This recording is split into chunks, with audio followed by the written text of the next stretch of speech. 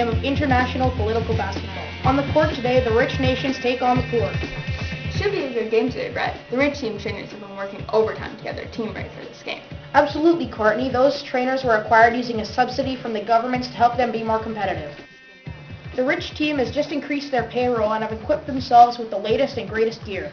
The poor nations have also been working hard in the worst conditions, and with the smallest payroll in the league, it's surprising they're even here.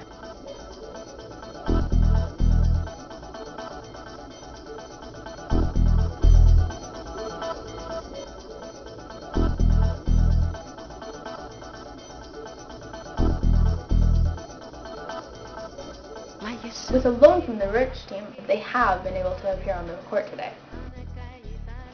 Despite the apparent friendliness between these nations, the rich team has really dominated and overpowered the poor in surprising ways. That's right, Brett. The rich team has an obvious advantage in training, equipment, facilities, and support from the government. It'll be no surprise if the rich take the game with ease today.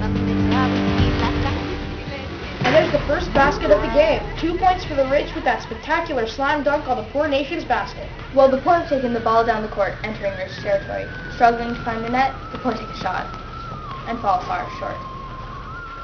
It isn't very often that you'll see the poor competitors penetrate into rich ground, so even that shot alone was quite a feat. You may be wondering about the difference in the nets. League regulations allow for the governments on one side to give an advantage to their home team by making it easier for them to score on their opponents.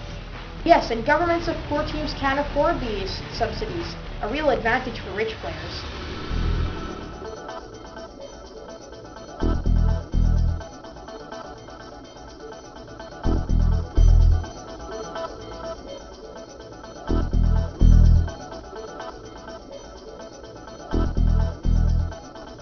The rich know they will dominate this team, but they can be good sports about it. Look at that gesture, giving the poor team the ball off the jump. What generosity! Absolutely, Courtney. That rich team can sure feel proud of their sportsmanship and team spirit. Look at how hard the poor player is working to succeed. For sure, but it really isn't enough to get past an impenetrable defense. They're going to need more and better help than a simple handout if they're going to level conditions on this court.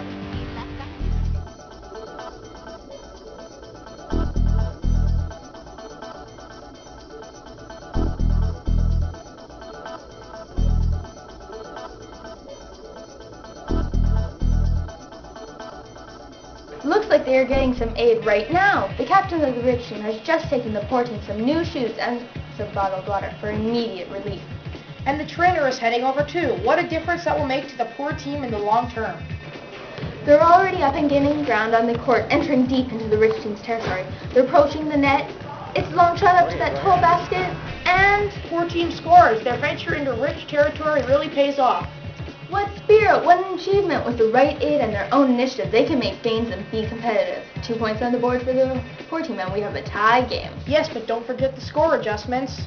The rich team made a loan to the poor team to cover their costs. 1 point for each of the poor team's baskets will be given to the rich team to repay their debts.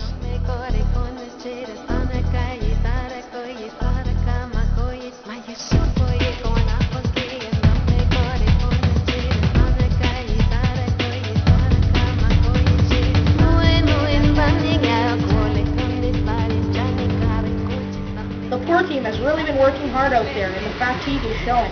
Well, they better get their act together if they expect to win this game. The rich team is showing no signs of giving up.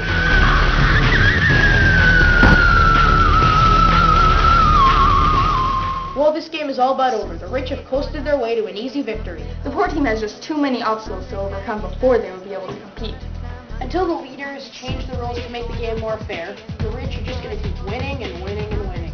The players did do all they could, but the rules are stacked in favor of the rich. The rich can't help but win, and the poor can't help but lose. Well, that's it for Brett and me. Thank you for joining us on the latest edition of International Political Basketball.